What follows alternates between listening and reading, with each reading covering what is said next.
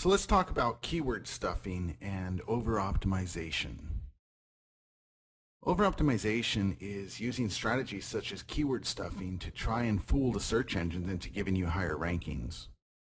Examples of keyword stuffing would be your bicycle, my bicycle, someone's bicycle, my son's bicycle, all listed within the content, and then bicycle, tricycle, unicycle, kid's bicycle being in the table of contents or navigation, or maybe setting it up like men's bike, woman's bike, boy's bike, girl's bike. Keyword stuffing can also come in the form of sentences like, see our complete line of electric bikes, folding bikes, kids' bikes, men's bikes, women's bikes, comfort bikes, and much, much more. While these examples might be a little extreme, my goal is that you understand you simply shouldn't repeat or overuse words within your content. A good rule of thumb is to use your keywords no more than 1 or 2 times per 500 words of content. An update to some of our previous teachings is, inside of the meta tags, this is what Google displays to the public. I would not suggest that you use your keywords in the order that you want them to appear. For example, if your website's about iPhone games, you would write it more like this. Find the best games for your iPhone here. We have collected some of the best apps and entertaining games available for all iOS devices. When Google displays your website in the search results, they will pull those 2 items like this. Then there's excessive bolding. The overuse of the B tags is also a problem. That means you shouldn't bold every other word on your page, even if it's your main keywords. Bolding should be used only for emphasis, not as a source of ranking power. H1, H2 titles and links. Sometimes you go onto sites and you see nothing but headings and articles and nothing else that the user is supposed to either read or click on, and all it does is show the keyword over and over again. This can be a little bit tricky to fix current content because your content might be specifically written around your keyword. Another approach might be to add additional relevant content that doesn't focus so much on your primary keyword. So if your keyword's about Suunto survival watches, try adding some content about survival gear or survival training in general, not 25 articles that begin with Suunto watch model XYZ, model ABC, and model PDQ. Google is always trying to reward the person that goes out of their way to provide the best user experience for their visitors, period.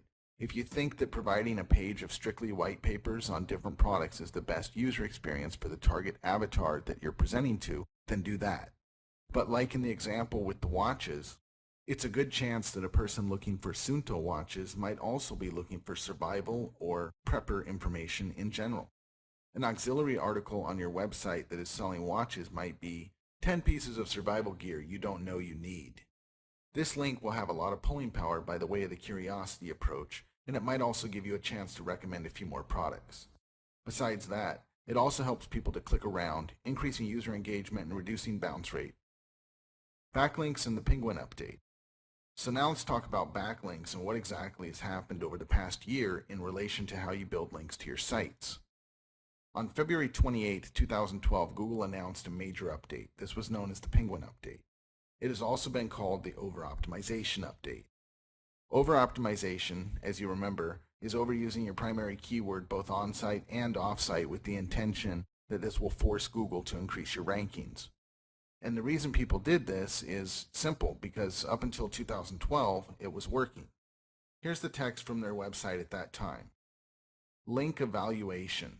We have changed the way in which we evaluate links. In particular, we are turning off the method of links analysis that we used for several years. We often architect or turn off parts of our scoring in order to keep our system maintainable, clean, and understandable. And here's a quote from Matt Cutts. He's head of Google Spam on March 16, 2012. All those people doing, for lack of a better word, over-optimization or overly SEO versus those making great content and great sites, we're trying to make the Googlebot smarter, make relevance better, and we're also looking for those who abuse it, like too many keywords on a page, or exchanging way too many links, or going way beyond what you would normally expect. We have several engineers on my team working on this right now. In case you don't know who Matt Cutts is, he's the head of web spam team at Google. If your plan for your business is in any way, shape, or form related to SEO, you will be anticipating and trembling every time Mr. Cutts makes a major announcement. That is, unless your SEO strategy is focused around a different search engine other than Google.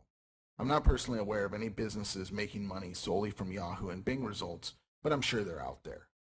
If you're using SEO as your primary strategy, my recommendation would be to begin with Google, then Yahoo and Bing will usually fall in line. It's also important to note it is much more difficult to rank number one in Google than it is within the other two search engines. Currently, there is a blindfolded browser test being conducted by Microsoft, the owners of Bing, that pits Google against Bing. Consistently, users are preferring the results from Bing over the results from Google. As a member of the internet marketing community, I am hoping that both search engines become relevant so that Google does not retain such a monopoly on search-based traffic. Okay, so let's talk about anchor text. What we know as anchor text is commonly referred to as the keywords that are used for a hyperlink to another website or to another page within a site. With regard to Google, they're mostly concerned with the quality of the anchor text that is headed toward your site.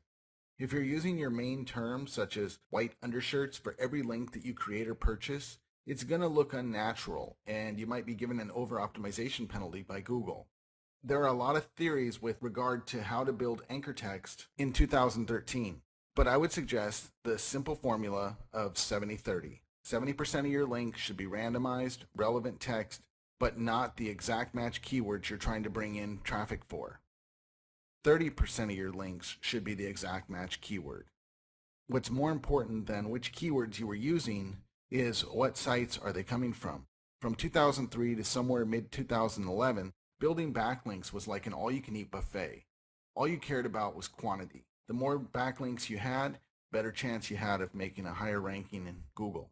After the Panda and Penguin updates, every single link you build had better be from a website related to your keywords or related to your niche. If you have a site that was hit by either of those updates, you're going to want to spread out the ratio of your exact match anchor text with several other relevant text backlinks. Those can be things like click here, check out this site, this website, here you go, etc.